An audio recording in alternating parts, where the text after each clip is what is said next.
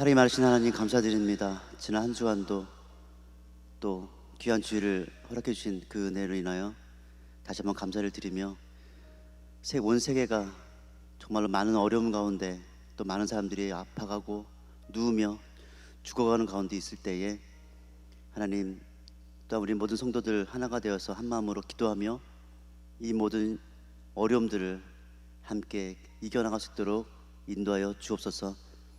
하나님, 또 하나님 말씀을 들을 때에 하나님 우리의 은혜를 내려주시고 또 하나님 놀라운 역사가 일어난 것들을 경험하는 시간 될 수 있도록 도와주옵소서. 또 우리 교회 성도들 각자의 삶의 터전에서, 생활의 터전에서 예배하며 말씀 들으며 기도하며 은혜 받을 때에 놀라운 성령의 역사를 동일하게 내려주시고 또 하나님의 역사가 하나님 일어난 것들을 하나님 선포할 수 있도록 인도하여 주옵소서. 성령 하나님, 성도들 각자의 삶 속에서 예배할 때에 임재해 주시고 또한 성령의 뜨거움으로 은혜로 예배하게 도와주셔서 하나님, 정말 각자 예배 드리지만 그러나 이것이 또 한 마음이 한 뜻이 되어서 기도하는 마음으로 은혜, 성령의 역사를 경험하는 시간 될 수 있도록 인도하여 주옵소서. 세계가 코로나 바이러스로 인해서 힘든 이 시기에 하나님의 놀라운 은혜를 하나님 간구하오니 하나님 모든 하나님의 은혜가 하나님 아픈 자들에게, 죽어가는 자들에게, 또한 건강한 자들에게 임하여지게 도와줘서 다 회복되게 하시고 또 하나님의 놀라운 능력을 경험하는 시간 될 수 있도록 도와주옵소서. 하나님, 이때에 하나님의 복음이 더욱더 전파되는 시간 될 수 있도록 하나님의 사랑이 더욱더 전파되어지며 경험하는 시간 될 수 있도록 인도하여 주옵소서. 또 담임 목사님 말씀을 전하실 때에 하나님 그 말씀에 능력과 은혜를 더해주시고 하나님 그 말씀을 통해 다시 한번 하나님의 뜻을 깨달으며 우리가 이때 믿음으로 살아가는 것들을 어떻게 살아갈지를 경험하며 깨닫는 시간 될 수 있도록 인도하여 주옵소서. 성도님들 직장과 혹은 또한 사업장과 가정과 모든 가족들, 자녀들 하나님 참으로 어려운 중에 있사오니 한 분 한 분 찾아가 주시고 하나님 성도를 찾아가 주셔서 힘낼 수 있도록 은혜 내려 주시고 위로해 주시고 또한 하나님 역사하셔서 모든 기도 제목들이 응답의 역사를 일어날 수 있도록 인도하여 주옵소서. 또한 말씀에 하나님 담임 목사님 말씀 들을 때에 놀라운 은혜를 더해 주실 줄 믿으며 감사드리며 예수님의 이름으로 기도합니다. 아멘.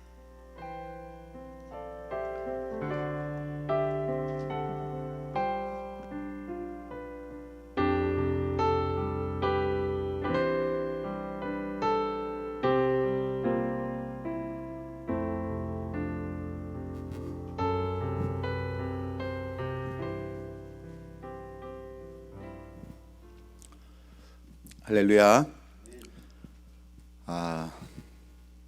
제가 신학교를 졸업하고 말씀 사역을 한 지 어느덧 25년이라고 하는 긴 세월이 지났습니다. 그렇지만 제 사역 가운데 이렇게 휴중이 없이 방송 설교를 하게 된 것은 난생 처음입니다. 중국의 우한 바이러스로 인해서 전 세계가 코로나 바이러스 19 전염병 확산으로 인해서 이제 팬데믹이 선포가 되고 모든 사업체가 문을 닫아야 하며 심지어 이렇게 교회까지 문을 닫아야 하는 시점에 와 있습니다. 그래서 우리 교회도 방송 설교로 이렇게 말씀을 전할 때 여러분이 말씀을 듣는 가운데 비록 대면 예배는 아니지만 이 방송 설교를 통해서도 하나님의 은혜를 경험하시고 믿음을 잃지 마시고 이렇게 힘든 시기를 은혜로 극복할 수 있는 우리 아름다운 교회 성도들이 될 수 있기를 먼저 주의 이름으로 축원합니다. 그래서 저는 오늘 시편 46편 1절로 11절의 말씀을 가지고 도우시는 하나님이라고 하는 제목으로 말씀을 나눌 텐데, 왜 하나님께서는 우리의 도움이 되시는가? 이 내용을 우리가 말씀을 펴놓고 이렇게 잘 읽어가면서 오늘 이 본문이 우리에게 주시는 교훈이 무엇이며 이런 시점에서 우리는 어떻게 해야 이 위기를 극복하고 오히려 기회로 삼을 수 있는가를 살펴보지 않을 수 없습니다. 대부분의 많은 사람들이 지금 집에 격리된 채 돌아다닐 수 없는 형편에 답답하고 짜증이 날 만한 그러한 상황에 있지만, 우리는 이런 때를 슬기롭게 그리고 지혜롭게 헤쳐 나가야 합니다. 그래야 이런 위기를 또 하나의 기회로 우리는 삼을 수 있기 때문입니다. 우리가 잘 아는 미국의 강철왕 카네기는 그의 전기집에서 그가 어떻게 세계적인 부호가 될 수 있었는가를 그의 자서전에 잘 기록해 놓았습니다. 그가 어떻게 그 역경을 극복하고 불황을 극복하고 공황을 극복하고 세계적인 그러한 거부가 될 수 있었는가를 그는 그의 전기집에 자세히 설명해 놓고 있는데, 그것은 다름 아닌 그림 한 점 때문이었음을 우리에게 보여주고 있습니다. 그 그림은 물이 다 빠져버린 모래사장에 나룻배 한 척이 쓸쓸하게 놓여져 있는 어둡고 처량한 모습의 그림입니다. 이 그림을 카네기는 그의 집무실에 걸어놓고 힘들 때마다 어려울 때마다 그 그림을 보면서 소망을 갖고 유료를 갖고 기대를 가지면서 그가 역경을 이기고 그렇게 큰 부자가 될 수 있었음을 말해주고 있는데, 이것을 몰랐던 많은 사람들이 카네기 집무실에 와서 왜 하필이면 저렇게 쓸쓸한 그림을 그려 붙여놓고 있느냐고 물어볼 때 카네기는 이렇게 대답을 했다고 합니다. 내가 젊었을 때 행상을 하면서 이 집 저 집으로 물건을 팔러 다닐 때 장사가 너무나 되지 않아서 그는 장사를 그만둘까 포기할까 수없이 이렇게 거듭해서 이렇게 절망할 가운데 있었다고 합니다. 그때 어느 노인 집에 들어가서 물건을 파는데 그 노인이 그 물건을 사주면서 이렇게 이야기를 했다고 합니다. 당신도 예수 믿고 힘내라고 격려까지 해주면서 이렇게 물건을 사줬는데, 그 집에 가보니까 이 카네기가 자기 집무실에 걸어놨던 그 그림이 걸려있더라는 겁니다. 그 그림은 밑에는 이런 내용이 써 있었습니다. 밀물은 반드시 온다. Tides comes certainly. 민물은 반드시 들어온다고 하는 이 내용의 글귀가 그의 마음을 붙잡기 시작합니다. 남들이 보기에는 하찮은 그림 같고 쓸쓸해 보이는 적막한 그런 그림이었지만, 이 그림을 본 카네기는 그 순간 이 내용이 나를 위한 내용이구나 하면서 그 그림에 애착을 갖기 시작합니다. 그래서 그 노인을 찾아가죠. 노인에게 정중하게 인사를 건네면서 그 그림을 저에게 팔 수 없느냐고 하자 노인은 기꺼이 허락하면서 그 그림을 거저줍니다. 그때부터 카네기는 이 그림, 쓸쓸하고 적막한 그림, 쓸쓸하게 그 모래바닥에 서 있는 한 척의 나룻배를 그렇게 그림을 그려놓고 그 밑에 써 있는 그 내용, 밀물은 반드시 온다고 하는 그 내용을 이 카네기는 늘 생각하면서 나에게도 언젠가는 좋은 날이 있을 것이다. 나에게는 언젠가 이렇게 밀물, 좋은 일이 있을 것을 그는 기대하면서 힘들고 어려운 그런 과정들을 다 거치고 마침내 세계적인 부호 강철왕으로 그는 이름을 남길 수가 있었습니다. 그렇습니다. 어렵고 힘들면 힘들수록 언젠가는 반드시 좋은 날이 올 수 있다고 믿는 그러한 소망을 갖는 것처럼 중요한 것은 없습니다. 그런데 많은 사람들은 어떻습니까? 환란이 오고 어려움이 찾아오면 대부분의 사람들은 자포자기하면서 무관심한 가운데 세월을 보내죠. 환경을 탓하고 또 남을 탓하면서 원망과 불평 가운데 그렇게 살아갑니다. 미래에 대한 소망도 없이 살아가기에 비전도 꿈도 없습니다. 그러니 무슨 삶의 의욕이 있겠으며 무슨 여러분 삶에 여러분 가치가 있겠습니까? 그러나 믿는 우리 성도들은 이럴 때일수록 소망을 가져야 합니다. 그것이 믿는 사람들이 해야 할 일들입니다.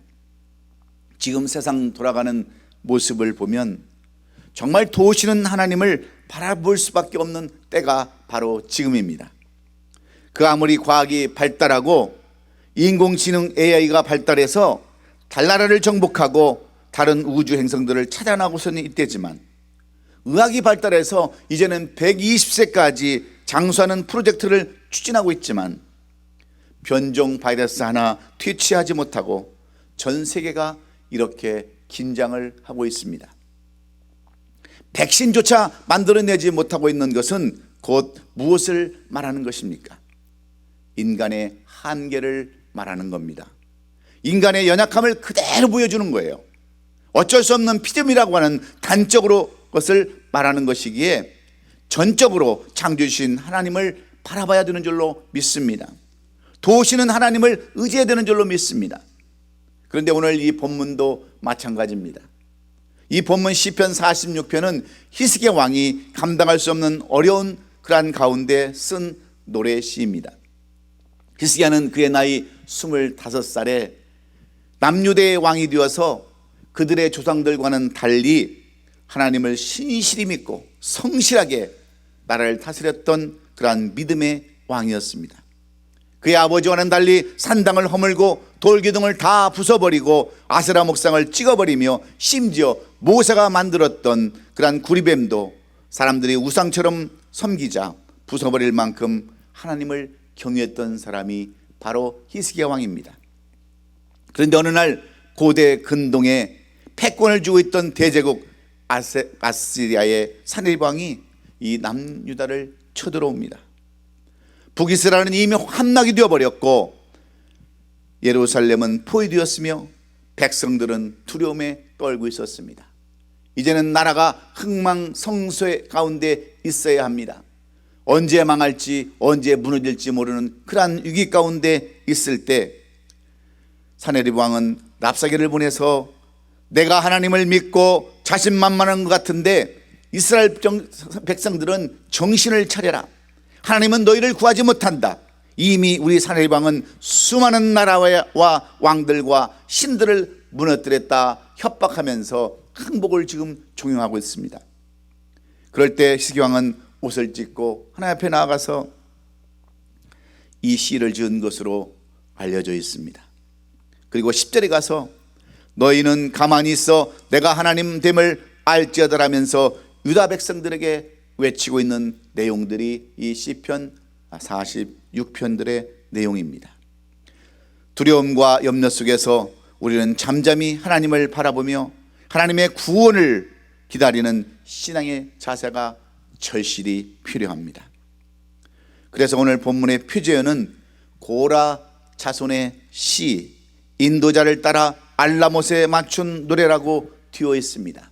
여기서 알라못이라고 하는 그러한 내용은 시편 여기에만 나오는 말 뜻이라 그 뜻을 정확하게 우리가 알 수는 없지만 젊은 여인들을 의미한다고 여겨집니다. 왜냐하면 알라못이 역대상 5장 20절에 단 한 번 나오고 있는데 이 여인들의 노래에 맞추어 비파를 연주했다고 하는 내용이 있습니다. 그래서 시편은 성가대 주의자의 인도에 따라 여인들이 높은 소리로 불렀던 노래였음을 우리가 알 수 있습니다. 그리고 오늘 본문 시편 46편, 47편, 48편은 동일한 배경 아래 지어진 시로 여겨지고 있는데 열왕기하 18장 13절로 16절의 내용인 아수르의 사네립 왕이 유대를 공격해서 온 나라가 유린당하고 성전과 왕궁의 보물 창고에 있는 모든 은을 다 내어줘야 했던 국가적인 위기 상황을 그 배경으로 오늘 이 본문이 써져 있습니다. 그렇다면 이런 하나님의 도우심을 바라는 우리들은 어떻게 이 환난의 때를 보내야 할까요? 신종 바이러스 인하여 예배도 드리지 못하고 이렇게 영상으로 예배를 드리는 우리에게 히스기야 왕은 무엇을 우리에게 교훈하려 하시는 걸까요? 하나님의 도우심을 바라는 우리들은 어떤 삶을 살아야 한다라고 가르쳐주고 있습니까? 영상으로 예배를 드리는 우리 성도 여러분, 모두 다 어려운 시기를 겪고 있습니다. 다 힘든 시기를 겪고 있습니다. 물건 하나 사기도 만만치 않은 이때에 우리가 바라볼 것은 오직 하나님의 도우심만을 바라봐야 되는데, 하나님의 도우심을 바라보는 우리들의 자세는 어떤 자세이어야 하는가 하는 내용입니다. 그렇다면 오늘 본문을 통해서 히스기야가 그 위기 가운데, 환난 가운데 어떻게 그 위기를 극복하고 그의 병도 낫고 이런 모든 하나님의 도우심을 받을 수 있었을까요? 첫째는 두려워하지 말아야 한다라고 가르쳐주고 있습니다. 오늘 본문 1절을 우리 한번 보겠습니다. 1절을 여러분 천천히 보시면서 함께 같이 읽도록 하겠습니다. 하나님은 우리의 피난처시요 힘이시니 환난 중에 만날 큰 도움이시라, 이렇게 말씀하고 있습니다. 하나님께서 우리를 도와준다고 하시는데 우리가 그 무엇을 여러분 두려워할 것이 있겠습니까? 하나님은 우리의 피난처시요 힘이시니 환난 중에 만날 큰 도움이시라 했는데, 피난처라고 하는 것은 비바람의 위험을 피할 수 있는 것이 피난처입니다. 산에서 만나는 위험을 피하는 장소가 바로 피난처입니다. 그래서 하나님은 나의 피난처라고 말하지 않냐고 우리의 피난처라고 고백하면서 개인의 교복을 넘어 공동체의 고백이며 온 민족의 고백임을 우리에게 보여주는 것입니다. 우리 인생길에서 피난처가 필요하지 않은 사람 아무도 없습니다. 인생길이 모든 사람에게서 어려운 것은 단 한 번도 가보지 않은 길을 가는 것인데, 흔히 이 전염병도 마찬가지 아닙니까? 지금까지 경험해 보지 못했던 것이기 때문에 여러분 우리가 힘든 것입니다. 그래서 흔히 우리 인생은 마라톤 같다라고 이야기하지만 우리 인생이 마라톤일지 단거릴지는 아무도 알지 못합니다. 또 인생이 마라톤 같다고 한다면 그것은 단순한 마라톤이 아닌 장애물 마라톤 경기와도 같을 수 있습니다. 인생의 중간중간에 예상하지 못했던 크고 작은 그러한 일들이 얼마나 많이 있습니까? 그럴 때 우리는 이 장애물을 걷고 가야 될 건지 피해 가야 될 건지 아니면 넘어가야 할 건지 그러한 지혜를 얻어야 되는데, 오늘 이 본문의 히스기야는 어떻게 우리에게 말씀하고 있습니까? 장애물을 만나거든 어려움을 만나거든 무엇보다도 두려워하지 않는 그러한 믿음을 가지라는 겁니다.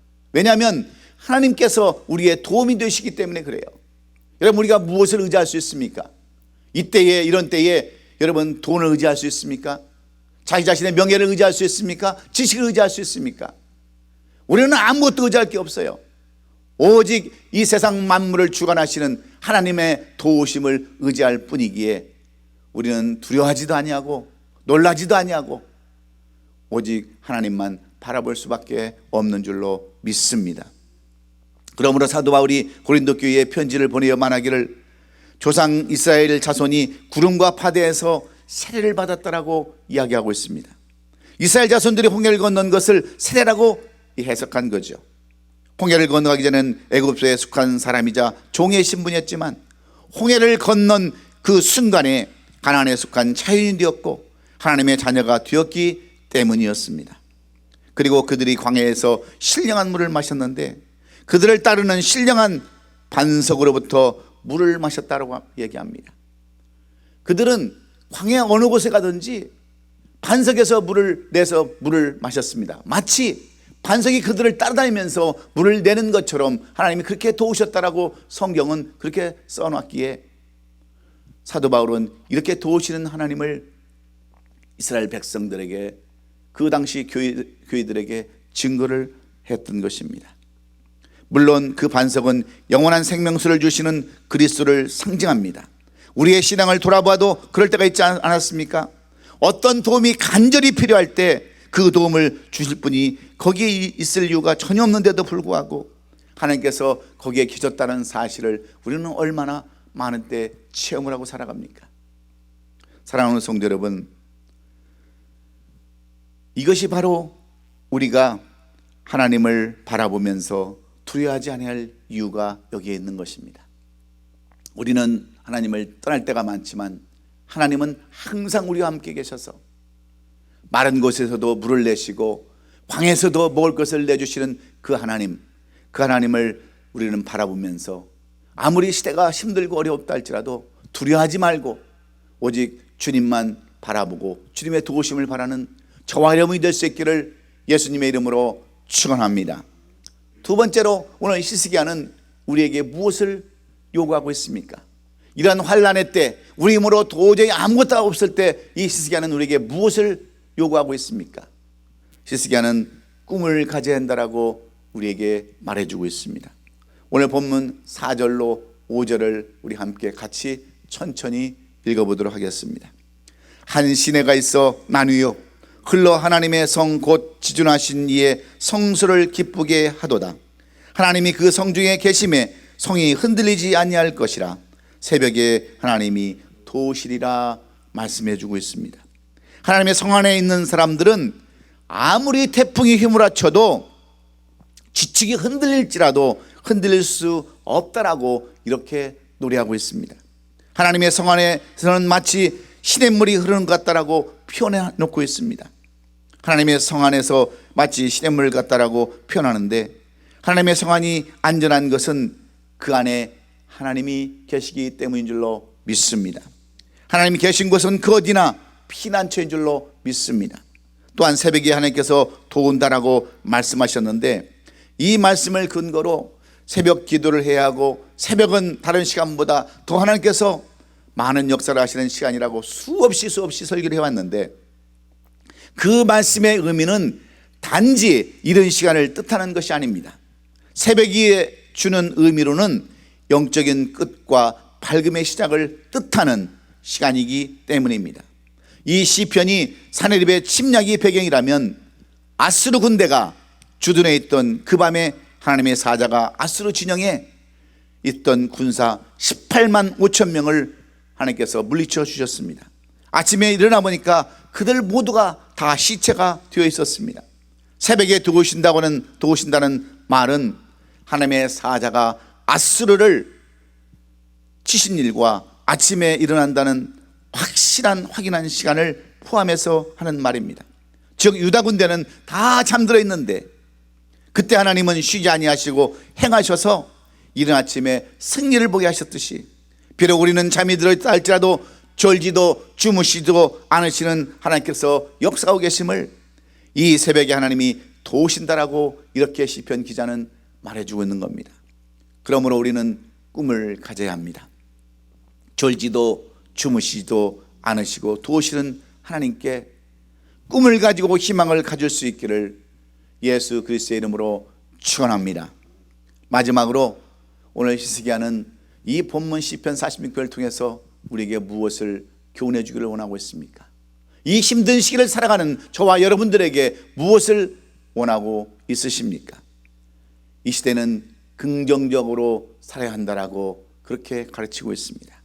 오늘 마지막 절 10절로 11절의 말씀을 우리 다 같이 읽겠습니다. 이르시기를 너희는 가만히 있어 내가 하나님됨을 알지어다. 내가 문나라 중에서 높임을 받으리라. 내가 세계 중에서 높임을 받으리라 하시도다. 만군의 여호와께서 우리와 함께 하시니 야곱의 하나님은 우리의 피난처시로다. 셀라. 이렇게 표현해 놓았습니다. 하나님은 언제나 하나님이십니다. 오늘도 하나님께서는 오묘하고 신비하게 하나님의 역사를 펼쳐 가고 계십니다. 우리가 매일매일을 살아가면서 잊지 말아야 할 것은 마지막에 있는 말씀, 하나님은 우리의 피난처시로다 하시는 말씀입니다. 이 말씀은 여러분 1절에도 기록되어져 있어요. 그 다음에 7절에도 기록되어져 있습니다. 그리고 맨 마지막 11절에도 동일하게 3번씩이나 기록한 것은 그만큼 이 말씀이 중요하기 때문에 그렇습니다. 이 시편 46편에서 영감을 얻어서 종교개혁자 마틴 루터는 찬송가 585장, 내 주는 강한 성이요 방패와 병기 되시니 큰 환난에서 우리를 구하여 내시로다 하는 찬송시를 지어서 하나님을 피난처로 삼음으로 영적인 전쟁터 같은 중세 사회를 새롭게 하였습니다.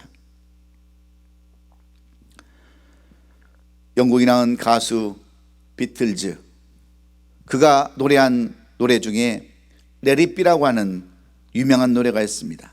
이 가사를 보아도 어떤 내용을 써놨습니까?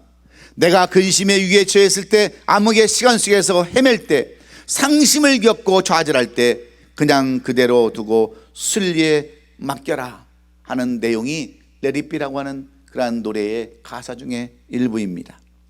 우리가 아무것도 할 수 없을 때 우리는 내려놓고 주님께 맡기고 바라봐야 하는 긍정적인 자세가 필요하다는 것입니다.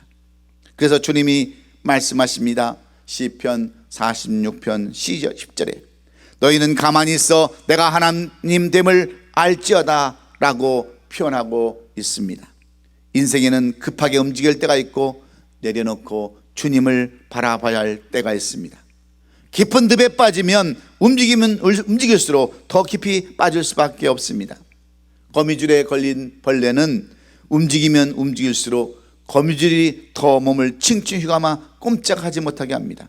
그래서 때로는 가만히 있어 하나님을 바라봐야 할 때가 있는 것입니다. 너희는 가만히 있으라는 말을 우리는 어떻게 하라는 것입니까? 때로는 우리 열심히 다해서 최선을 다해 살았음에도 감당하지 못할 벽에 부딪힐 때가 바로 이때가 아닙니까? 아무리 사람들이 백신을 만들려고 노력하고 어떻게든지 이 병을 쫓아내려고 노력하지만 인간의 힘으로는 한계에 부딪혀 있습니다. 지금 이탈리아는 전 국민이 지금 공포에 떨고 있습니다. 60세 이상 되는 그러한 사람들이 병에 걸리면 아예 거들떠보지도 않는다고 합니다. 젊은 사람들이 너무나도 많이 이 병에 걸렸기 때문에 그래요. 중국보다도 더 많은 사망자가 지금 이탈리아에서 일어나고 있습니다. 그 불길이 계속해서 남미로 지금 번져가고 있지 않습니까? 언제 끝날지도 몰라요. 이 전염병이 언제 다 사라질지도 모르는 이 위급한 때에 하나님은 우리에게 무엇을 말씀해 주고 있습니까? 잠잠히 기다리라는 겁니다. 잠잠히 하나님만 바라보고 여러분 기다리라는 거예요.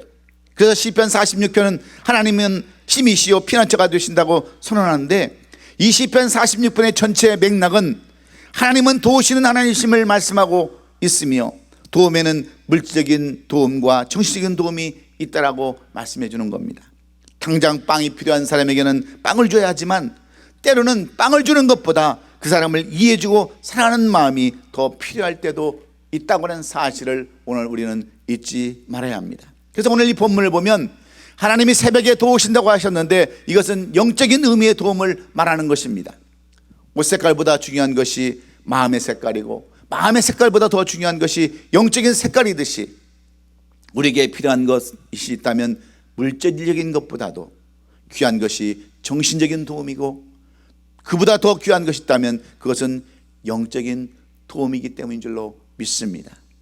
지난 2011년 9월 9/11 테러 10주년을 맞아서 세계 무역센터 건물이 무너진 현장인 그라운드 제로에서 열린 추도식에서 당시 미국의 대통령이었던 오바마가 추도사로 다른 말은 아무 말도 하지 않았습니다.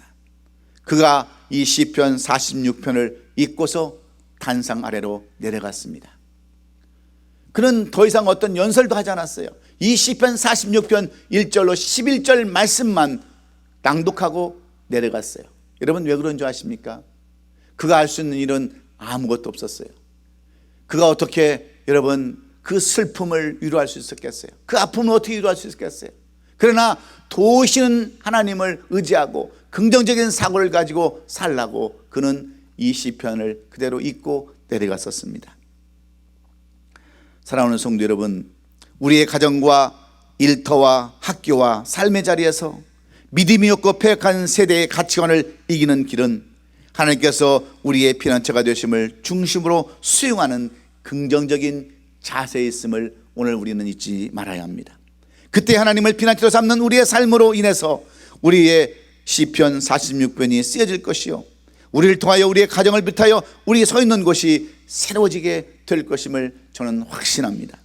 지금 우리는 중대한 위치에 서 있습니다.